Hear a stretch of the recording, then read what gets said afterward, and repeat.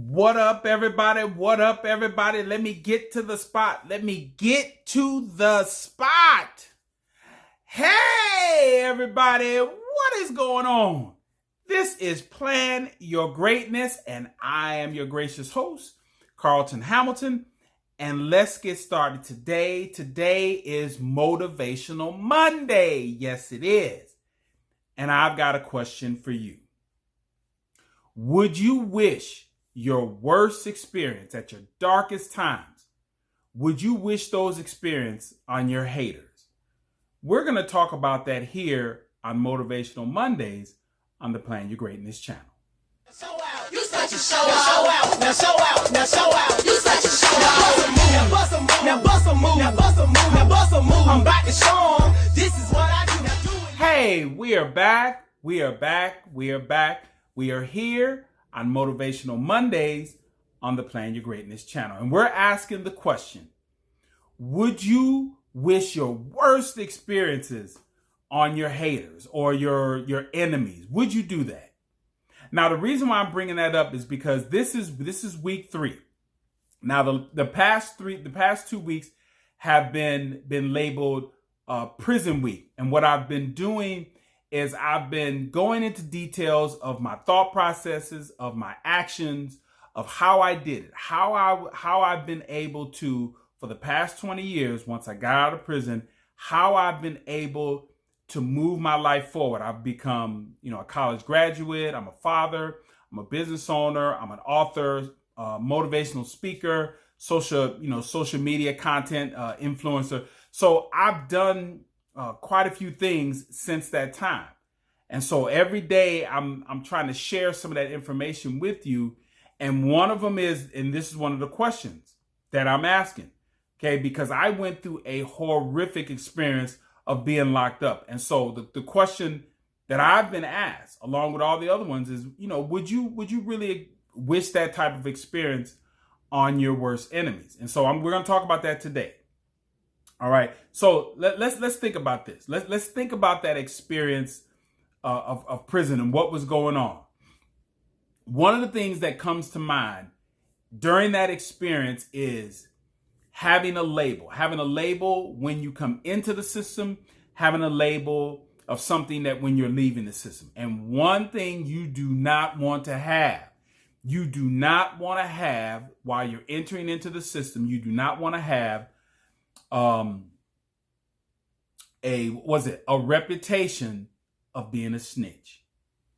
Because if you have that reputation coming into the system, they still check your paperwork. The inmates want to know who's coming out in the yard because there's a lot of shenanigans going on in the yard. So they want to know who can be trusted. It's really not about who can be trusted as far as doing good. It's about that nonsense. It's about that crazy life that's going on in there. So they want to know, does this person have a propensity for snitching? You don't want that, because if you come into the system and you have a reputation as a snitch, and if you told on somebody that's in the system and now you're in the system as well, you got 2 choices. You're either going to be in protective custody, or you're going to walk the yard with the potential of depending on the degree of the snitching, that either you're going to be getting serious beat downs, or you might get, you might have to, you might expire. And so the same thing goes for when you are leaving the system. You do not want to leave behind a legacy of snitching to get yourself out of there earlier for whatever it is. You don't want to be on the way out, start a ruckus, snitching, and then you get out in the streets, because now 2 things are going to happen. One, you better make sure that whoever you snitched on does not have the ability to take that information where it goes out in the streets and then somebody is going to come looking for you. And the other one is, you damn sure better make sure that you never go back into the system, because if you go back in the system, 1 or 2 things are going to happen. You're either going to have to walk the yard and face the fact that you snitched on somebody and be fighting for your life, or you're going to have to go hide in protective custody. And even in that position, they can actually buy off a guard or buy off the guards, and then they could just send a whole staff up in there, 4 or 5 guards. They pay them off, and you gone. So it just doesn't pay to snitch while you're up in there. All right. So that's one of the reasons why I would not wish that experience, because that's a miserable existence. The other one is accountability that I had for myself, that you are having to be accountable for everything that you do, see, experience. I can, it's hard to articulate, what you have to really be accountable for: your time, your space, your relationships, who you're talking to, what's going on, your mental state, how you're going about your growth and everything in there. It's such a pressure cooker. So I don't know if most people can handle that. So again, I'm going to talk about that a little bit later on. So your accountability becomes paramount as far as just you being accountable to yourself as opposed to others. The other one is I experienced this unconscious growth because I had some things that I wanted to get better at. And again, this goes back to the question, would I wish this experience on my haters or my enemies? There was this unconscious growth. I had an idea in my mind of what I wanted to be, do, or have. But there's also things that are not on the playbook that I became better at, I became sharper at, I became more aware at just by being in that experience. So again, I don't know how the average person is going to take those experiences. So again, I'm not necessarily going to want to wish that on somebody because I don't know how they're going to handle that. Because life, actually, my situation, the way I look at it, I said life forced me to change. I didn't do that. I basically backed myself into a corner. And so now I had to make these changes. Now I made the adjustments. I did the work that produced the person that you're talking to right now. But I didn't set out to do that. I was pushed into a corner because I was basically dragging my feet. And I almost missed this point, is that I was tired of being what I call a tool. And when I say a tool, just think metaphorically of a toolbox.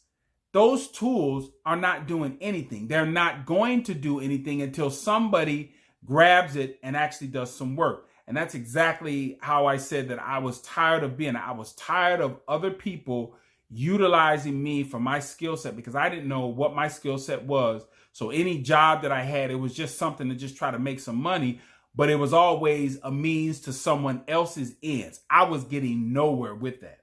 All right. So I was tired of being a tool. Life forced me into making the changes. I did the adjustments, but I wasn't really in control of that. And again, that brings me back to the very beginning. If you add up all those things together, that was actually the worst experience of my life. And it came in 3 phases, because when we talk about, or when I'm talking to somebody about my prison experience, I could see them really focusing on just the experience, the last part of it, of me being incarcerated at the prison level.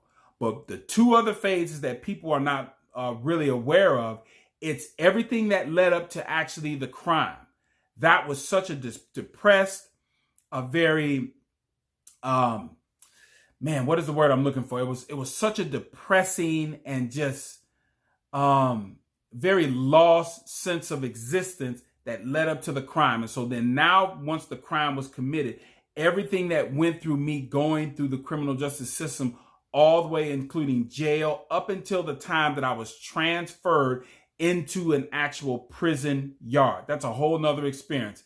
So demoralizing is the word I was looking for. It was depressing and demoralizing in both of those phases. And then actually the last part of the prison, which actually probably was the easiest part of it, but it was still very depressing, demoralizing.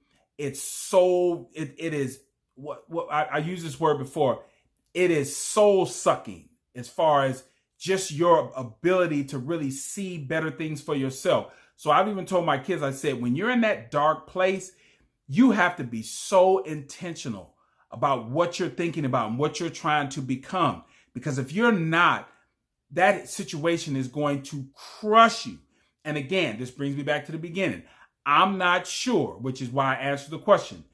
Would I wish my worst experiences on my haters and my enemies? And the answer to that question is absolutely not. because I don't know if they have the wherewithal, the makeup that I didn't even know that I had to get through that experience.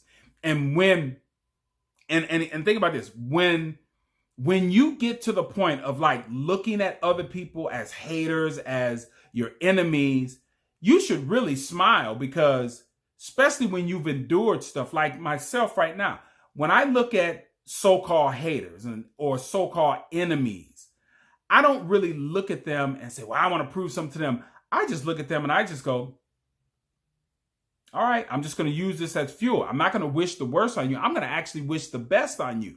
Because if I'm wishing the worst on you because of what I went through and not sure I was going to get through it, but I got through it and I reflect back on it and it was miserable, I don't know if you can get through that. So I don't know if I would actually be wishing a death sentence on you.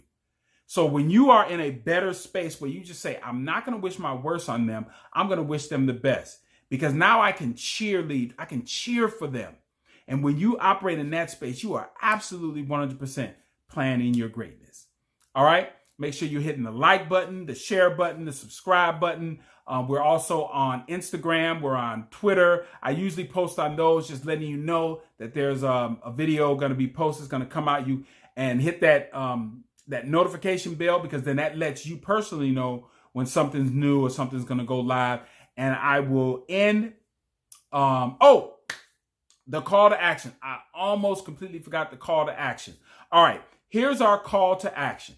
And it's right in line with, would you wish your worst and darkest experiences on your haters? Here's the call to action. What I want you to do is remove any hateful thoughts that you have for your haters or your enemies. And you know why it's good for you to remove those thoughts and wish the best on them? Because you don't know if they'll be able to handle it. So wish them the best, because I said it earlier in this video. I said, if you are wishing the worst on them, you don't know if they can get through it. So you might be wishing upon them a death sentence. All right. So I'm going to leave you with what I leave you with every week. Plan your greatness. You know why? Yeah, because no one else will. I will see you all next Monday on Motivational Mondays. You guys take care, and I will see you there. A young boy once was all alone. No one knew